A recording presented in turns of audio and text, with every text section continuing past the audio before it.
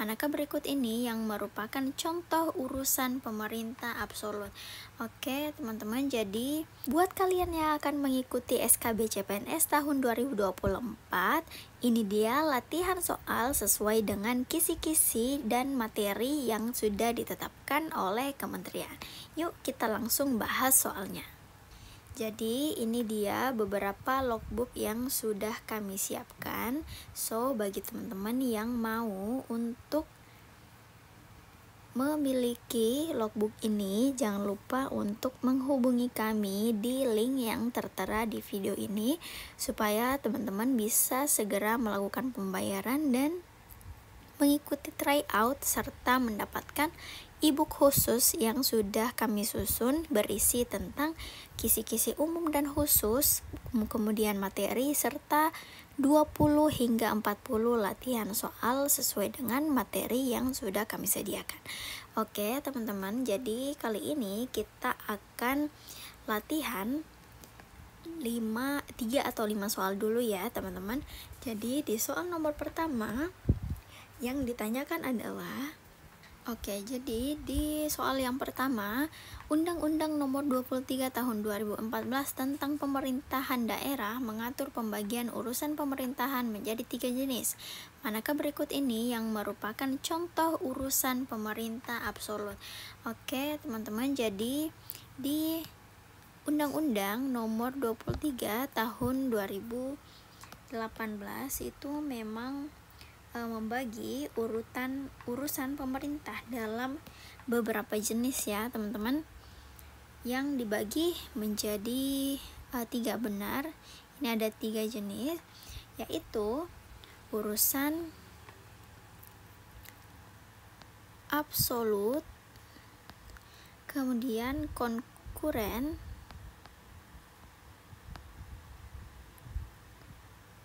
serta urusan umum pemerintahan ya, teman-teman. Dan pada soal ini yang diminta ialah contoh dari urusan absolut dari pemerintah.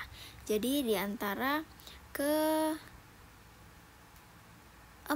pilihan jawaban ini, manakah kira-kira yang menjadi jawaban yang paling tepat? Kayak gitu. Jadi di antara 4 nomor ini, 4 pilihan jawaban ini yang menjadi jawaban yang benar itu adalah pertahanan ya, teman-teman, karena urusan absolut itu merupakan urusan yang sepenuhnya menjadi kewenangan pemerintah pusat ya, teman-teman, tanpa adanya campur tangan daerah. Sehingga contoh dari urusan pemerintahan absolut itu dapat berupa keamanan, kemudian hubungan luar negeri ya, kemudian justisi, moneter, fiskal, agama, dan pertahanan. Sehingga dari keempat pilihan jawaban ini, pilihan yang paling tepat ada pada bagian B, yaitu pertahanan ya, teman-teman. Nah, jadi ini tuh latihan soal langsung dari logbook yang kami buat ya, teman-teman. Nah, jadi di soal selanjutnya yang ditanyakan ialah tugas utama Satuan Polisi Pamong Praja dalam pelaksanaannya di daerah adalah. Jadi yang ditanyakan itu adalah tugas utama ya, teman-teman. Jadi jangan lupa untuk memperhatikan inti dari pertanyaan sebuah soal. Jadi di sini seperti biasa ya, ada 4 pilihan jawaban yang sudah disediakan ya, teman-teman.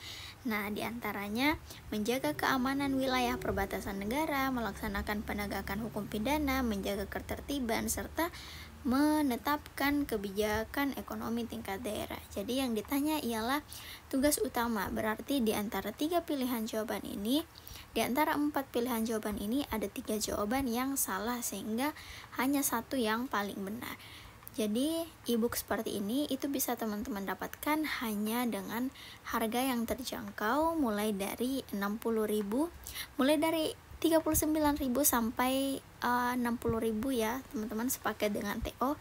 Jadi harganya itu tergantung dari kapan teman-teman melakukan payment atau pembayaran. Jadi jangan lupa follow TikTok dari Mars Entertainment supaya teman-teman itu tidak ketinggalan live-nya kami dan bisa segera check out saat kami live, karena perbedaan harga dan harga dari live dan tidak live itu lumayan jauh ya teman-teman. Jadi diaktifkan aja pemberitahuannya di TikTok supaya teman-teman bisa mendapatkan harga yang paling terjangkau dari soal-soal serta latihan soal, kemudian materi yang sudah kami sediakan. Oke, jadi di tugas dari Satpol PP itu diatur dalam pasal 255 ya, Undang-Undang Nomor 23 Tahun 2014. Jadi diantaranya itu ada 3 tugas utama. Diantaranya menegakkan peraturan daerah dan peraturan kepala daerah. Ini nggak ada ya teman-teman. Kemudian yang kedua, menjaga ketertiban umum dan ketentraman masyarakat. Jadi di sini ada ngikut ya satu poinnya. Oke, kita bisa tandain. Terakhir, melindungi masyarakat. Oke, jadi di antara keempat pilihan jawaban ini, pilihan jawaban yang paling memungkinkan ialah bagian C ya teman-teman. Sehingga memang untuk soal-soal di SKB ini soalnya agak sulit ya, karena kita itu berbicara tentang materi yang tidak bisa kita pikirkan secara logika. Artinya sudah ada jawaban pasti dan yang tidak bisa kita buat-buat gitu ya, tidak bisa kita dapatkan jawabannya jika bukan dengan belajar kayak gitu. Sehingga dengan melihat urgensi tersebut, maka kami dari Mars Entertainment berinisiatif untuk membuatkan teman-teman e-book dalam rangka mempermudah proses teman-teman belajar supaya dapat menghadapi ujian dengan baik dan juga benar kayak gitu. Oke teman-teman, kita lanjut lagi ke soal berikutnya. Oke, jadi di soal nomor 3 yang kita bahas ialah salah satu prinsip yang digunakan dalam kewenangan pembagian antara pemerintah pusat dan daerah menurut Undang-Undang Nomor 23 Tahun 2014 tentang adalah prinsip subsidiaritas. Prinsip ini mengacu pada, jadi yang ditanyakan itu adalah prinsip yang ini ya teman-teman. Dan seperti biasa ada 4 pilihan jawaban yang sudah disediakan. Nah, jadi kita perlu mengetahui dulu ya, apa itu subsidiaritas. Nah, jadi subsidiaritas itu merupakan salah satu dasar dalam pembagian urusan pemerintahan. Jadi prinsip ini itu mengacu pada penyerahan kewenangan ya teman-teman kepada daerah jika kewenangan tersebut itu akan lebih efisien atau efektif jika dilaksanakan oleh pemerintah daerah atau berkaitan langsung dengan kebutuhan masyarakat lokal. Jadi dari keempat pilihan jawaban ini, pilihan yang tepat itu akan mengacu pada bagian B, karena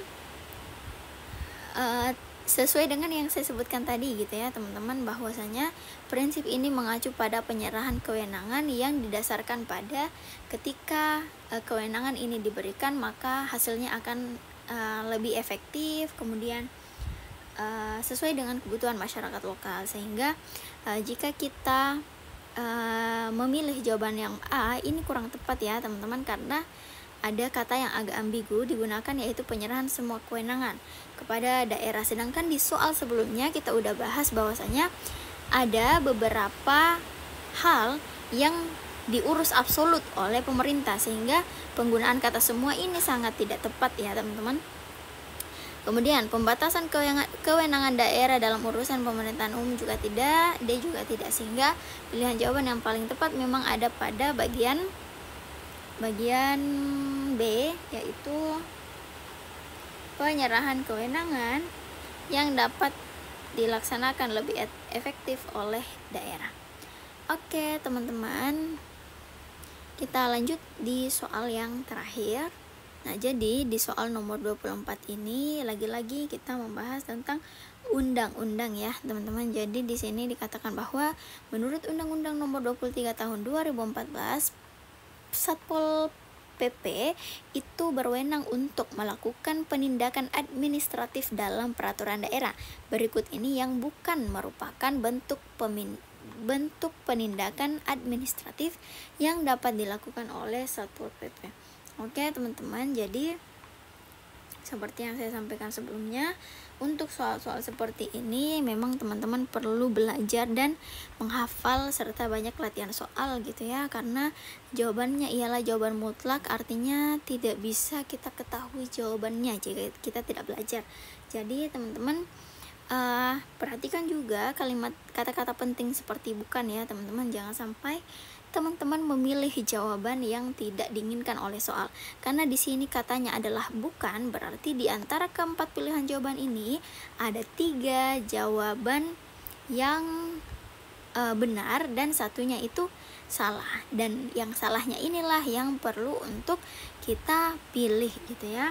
Jadi berdasarkan pasal 255 ayat 1 di Undang-Undang Nomor 23 Tahun 2014 itu Satpol PP hanya berwenang melakukan penindakan administratif terkait pelanggaran Perda.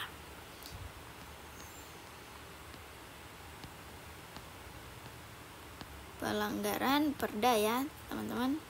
Jadi penindakan administratif yang dapat dilakukan itu meliputi teguran dan peringatan,